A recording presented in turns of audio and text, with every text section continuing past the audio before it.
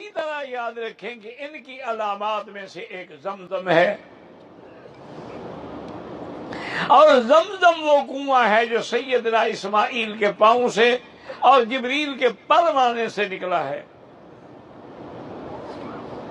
اور جس نیت کے لیے پئیں، جس بیماری کے لیے پئیں شفا ہے۔ اور ایک مسئلہ بھی سمجھ لیں کہ زمزم کا پانی بیٹھ کے پئیں بھی تو جائز ہے، اگر کھڑے ہوں تو بیٹھنے کی ضرورت نہیں، اور اگر بیٹھے ہوں تو کھڑے ہونے کی ضرورت نہیں۔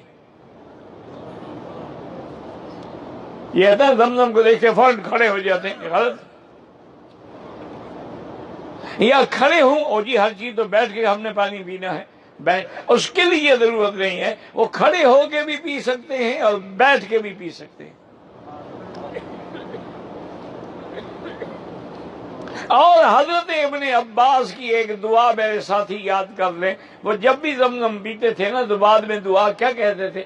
اللہم انی اسألک علما نافعا ورزقا واسعا وشفاء من کل داء۔ یا اللہ مجھے علم بھی دے، رزق بھی دے، اور ہر بیماری سے شفا بھی عطا فرما دے۔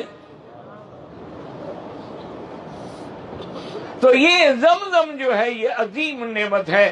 لاکھوں لوگوں نے تجربہ کیا ہے کہ وہ لا علاج بیماریوں والے جو ہیں وہ آئے اور زمزم پیتے رہے اور ٹھیک ہو گئے۔